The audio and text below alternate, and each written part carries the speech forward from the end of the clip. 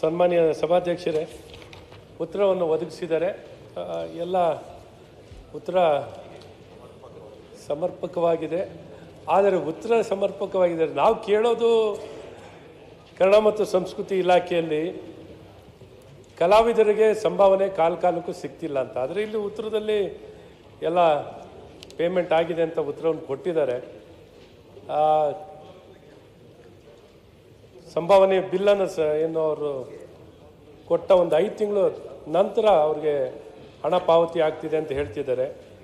ಹಾಗಾಗಿ ತ್ವರಿತವಾಗಿ ಮತ್ತು ಇಡೀ ಕಲಾವಿದರಿಗೆ ಬಡ್ಜೆಟನ್ನು ನೋಡಿದ್ರೆ 17 ಕೋಟಿ ರೂಪಾಯಿ ಇದೆ ಇಡೀ ಕಲಾವಿದರಿಗೆ.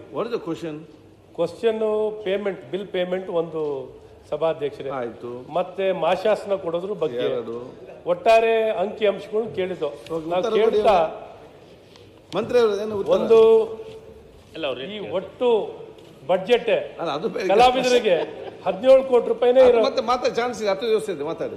ಈಗ ಉತ್ತರ ಕೊಡಿ ಅವ್ರೆ. ಆಯ್ತು, ನೀವು ಹೇಳಿದಾಗ ಕೇಳೋ. ಒಳ್ಳೆ ಮಾನ್ಯ ಸಭಾಧ್ಯಕ್ಷರೇ, ಅವರು ಕಲಾವಿದರಿಗೆ ದುಡ್ಡು ಕೊಡೋದು ಅಂತ ಹೇಳಿದ್ದಾರೆ. ಈಗಾಗಲೇ ನಮ್ಮದು 3ನೇ ಕಂತು ಬಿಡುಗಡೆ ಆದಮೇಲೆ ಎಲ್ಲವನ್ನ ಪಾವತಿಯನ್ನು ಮಾಡಿದ್ದೀವಿ ಕಲಾವಿದರಿಗೆ. ಅದರ ಜೊತೆಗೆ ತಾವು ಮುಖ್ಯವಾಗಿ ಮಾಶಾಸನದ ಬಗ್ಗೆನೂ ಕೇಳಿದ್ದೀರಿ. ನಾವು ಈಗಾಗಲೇ ಮಾನ್ಯ ಅಧ್ಯಕ್ಷರೇ 11,154 ಜನ ಕಲಾವಿದರಿಗೆ ಪ್ರತಿ ತಿಂಗಳ 2,500 ರೂಪಾಯಿಗೆ ಅವರಿಗೆ ಮಾಸಾಸನ ಕೊಡುವಂಥ ಕೆಲಸವನ್ನು ಮಾಡ್ತಾಯಿದ್ದೀವಿ. ಈ ವರ್ಷ 2022-23ನೇ ಸಾಲಿನಲ್ಲಿ 1,896 ಅರ್ಜಿಗಳು ನಮ್ಮ ಹತ್ರ ಬಂದಿದೆ. ಮಾನ್ಯ ಸದಸ್ಯ ಬಂದಿದ್ದಾವೋ ಅವನ್ನ ಕೂಲಂಕಷವಾಗಿ ಚರ್ಚೆ ಮಾಡ್ತೀವಿ. ಆಧಾರ್ ಕಾರ್ಡು ಅಗತ್ಯ ದಾಖಲೆಗಳನ್ನು ಎಲ್ಲವೂ ಪರಿಶೀಲನೆ ಮಾಡೋ ಹಂತದಲ್ಲಿ ಇದ್ದಾವೆ. ಅದನ್ನು ಕೊಡುವಂಥ ಕೆಲಸವನ್ನು ಮಾಡ್ತೀವಿ. 2,500 ರೂಪಾಯಿ ಅಂತೆ 1,896 ಪಿಂಚಣಿ ಅವರಿಗೆ ಕಲಾವಿದರಿಗೆ. ಮತ್ತು ಅದ್ರ ಜೊತೆಗೆ ಮಾನ್ಯ ಅಧ್ಯಕ್ಷರೇ, ಈ ಕಲಾವಿದರು ಮರಣ ಹೊಂದಿದ ಮೇಲೆ ಅವರ ಧರ್ಮಪತ್ನಿಯರಿಗೆ ಕೊಡುವಂಥ ಕೆಲಸವನ್ನು ಮಾಡ್ತೀವಿ. ಕನಿಷ್ಠ 410 ಜನ ಪತ್ನಿಯರಿಗೆ ಕನಿಷ್ಠ 500 ರೂಪಾಯಿ ಅಂತೆ ಮಾಸಾಸನ ಕೊಡುವಂಥದ್ದನ್ನು ಮಾಡಿದ್ದೀವಿ. ನಮ್ಮಲ್ಲಿ ಯಾವುದೂ ಬಾಕಿ ಇಲ್ಲ. ಅಂಥದ್ದೇನಾರ ಬಾಕಿ ಇದ್ದರೆ ನಮ್ಮ ಅಶ್ವತ್ಥನಾರಾಯಣ ಸರ್ ನನ್ನ ಗಮನಕ್ಕೆ ತಂದರೆ ನಿಶ್ಚಿತವಾಗಲು ಈಗಾಗಲೇ ನಾನು ಪೂರ್ಣ ಪ್ರಮಾಣದ ಮಾಹಿತಿಯನ್ನು ಕೊಟ್ಟಿದ್ದೀನಿ. ಇನ್ನೂ ಏನಾದರೂ ಬೇಕಾದರೆ ಅದನ್ನು ಮಾಹಿತಿ ಕೊಡೋದ್ರ ಜೊತೆಗೆ ಅವನ್ನ ಕಲಾವಿದರ ಬಗ್ಗೆ ಕನ್ನಡ ಮತ್ತು ಸಂಸ್ಕೃತಿ ಇಲಾಖೆ ಎಲ್ಲವನ್ನ ಅಂತ ನೀವು ಹೇಳಿದ್ದು ನಮಗೆ ಬಜೆಟ್ ಭಾಳ ಕಮ್ಮಿ ಇದೆ ಅನ್ನೋದನ್ನು ಮಾತಾಡಿದ್ರೆ ಅದರಲ್ಲ, ನಮ್ಮ ಹತ್ರ ಏನಿದೆ ಅದರ ಇತಿಮಿತಿ ಒಳಗೆ ನಾವು ದುಡ್ಡು ಕೊಡೋದು ಮಾಸಾಸನ ಕೊಡುವಂಥ ಕೆಲಸವನ್ನು ಮಾಡ್ತಾಯಿದ್ದೀವಿ. ಇಲ್ಲ, ಒಂದೇ ನಿಮಿಷ. ಅವ್ರ ಹತ್ರ ಏನಿದೆಯೋ ಅದನ್ನು ಮಾತ್ರ ಚೆನ್ನಾಗಿ ಕಾಲಕ್ಕೂ ಕೊಡ್ತಾ ಇದ್ದೀವಿ ಅಂತ ಹೇಳ್ತಿದ್ದಾರೆ. ಅದು ಕೊಡಬೇಕಾದ್ರೆ ಕಲಾವಿದರು, ಮುಖ್ಯಮಂತ್ರಿನೇ ಸ್ವತಃ ಒಳ್ಳೆ ಜನಪದ ಕಲಾವಿದರು, ಈ ಕಲಾವಿದರು. ಒಂದೇ ನಿಮಿಷ ಅಧ್ಯಕ್ಷರೇ, ಹಿಂದೆ ಈ ಇಲಾಖೆಯಿಂದ ಈ ಜಾನಪದ ಜಾತ್ರೆಯನ್ನ ಮಾಡ್ತಾ ಒಳ್ಳೆ ಕಲಾವಿದರು, ಜಾನಪದ ಜಾತ್ರೆಗಳನ್ನ ಮಾಡ್ತಾ ಇದ್ರಿ. ಜಾನಪದ ಜಾತ್ರೆ ಯಾಕೆ ಮಾಡ್ತಾ ಇದ್ರಿ ಅಂದ್ರೆ ಹಳ್ಳಿ ಕಲಾವಿದರಲ್ಲ ಇದರಲ್ಲ ಅಧ್ಯಕ್ಷರೇ, ಅವ್ರಿಗೇನು ಹಳ್ಳಿಯಲ್ಲಿ ಕೆಲಸ ಮಾಡಿದ್ರೆ ಮಾತ್ರ ಅದು ವರ್ಷಕ್ಕೆ 4-5 ಸರಿ ಮಾತ್ರ. ಅದಕ್ಕೇನು ಮಾಡ್ತು ಸರ್ಕಾರ ಯೋಜನೆ ತಂದು ಅವ್ರನ್ನೆಲ್ಲ ಜಾನಪದ ಜಾತ್ರೆಯಲ್ಲಿ ತೊಡಗಿಸ್ಕೊಂಡ್ರೆ ಅವ್ರಿಗೆಲ್ಲ ಸಂಭಾವನೆ ಸಿಗ್ತೈತೆ.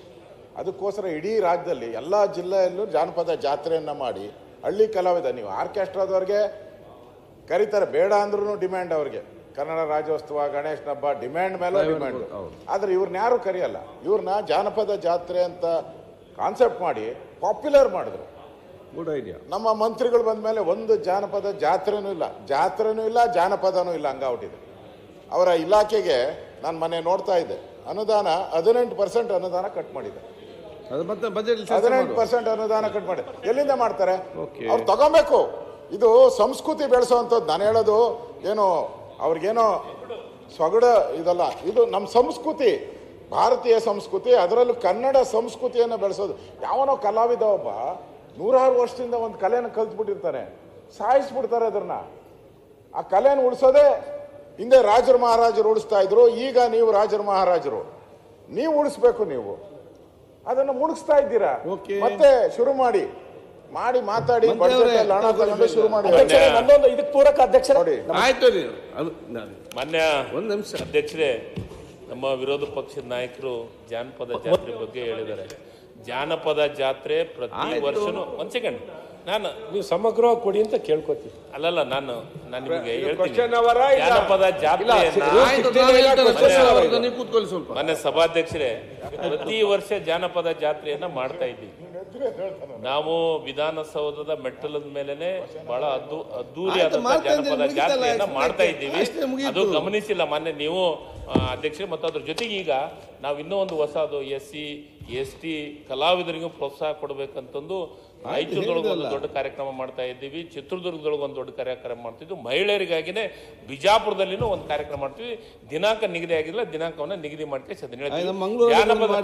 ಮಂಗಳೂರು ನಿಮ್ಮಲ್ಲಿನೂ ಮಾಡ್ತೀವಿ. ಅದಕ್ಕೆ ಕಲಾವಿದರೊಳಗೆ ನೀವು ನಮ್ದು 18% ಬಜೆಟ್ ಕಮ್ಮಿ ಅದ, ಆ ರೀತಿ ಇಲ್ಲ. ಹೋದ ವರ್ಷ ಬಜೆಟ್ ಕೊಟ್ಟಿದ್ದಕ್ಕಿಂತ ಹೆಚ್ಚು ನಾನು ಪ್ರಪೋಸಲ್ ಕೊಟ್ಟದ್ನಾಗ ಮುಖ್ಯಮಂತ್ರಿ ಕೊಟ್ಟಂತ ಇದಾವೆ. 128 ಕೋಟಿ ನಿಮ್ಗೆ ಅಲಾಟ್ ಆಗಿದೆ, ನೀವು ಖರ್ಚು ಮಾಡಿರೋ 90. ಪ್ರತಿಪಕ್ಷ ನಾಯಕರ ಮತ್ತೆ ಚರ್ಚೆ ಮಾಡ್ತೀರಾ ನೀವು ಮತ್ತೆ ಮಾತ್ರ? ಅಭಯ್ ಪಾಟೀಲ್ ಸರ್ ಏನಿಲ್ಲ, ಬಡ್ಜೆಟ್ ತುಂಬಾ ಕಟ್ ಡೌನ್ ಮಾಡಿದ್ದಾರೆ. ಅಲ್ಲ ಸರ್, ಮತ್ತೆ ಅಲ್ಲ ಸರ್, ಕ್ವಶನ್ ಅವರಲ್ಲ, ಸ್ವಲ್ಪ ಬಡ್ಜೆಟ್ ಅನ್ನು ಹೆಚ್ಚಿಸಲಿಕ್ಕೆ ಒತ್ತಾಯವನ್ನು ಮಾಡಿ ನಮ್ಮ ಮುಖ್ಯಮಂತ್ರಿ ಕಾಲ ಏನು ಕೊಟ್ಟಿಲ್ಲ, ಕಾಲಕ್ಕೆ ಇದುವರೆಗೂ ಏನು ಕೊಡ್ಲಿಲ್ಲ. ಪೆನ್ಷನ್ 5 ವರ್ಷ ತಗೊಂಡಿದ್ದೀರಾ, 5 ವರ್ಷ. ಅಭಯ್ ಪಾಟೀಲ್ ಸನ್ಮಾನ್ಯ ಸಭಾಧ್ಯಕ್ಷರೇ, ಚಿಕ್ಕೆ ಗುರುತಿನ ಪ್ರಶ್ನೆ ಸಂಖ್ಯೆ 679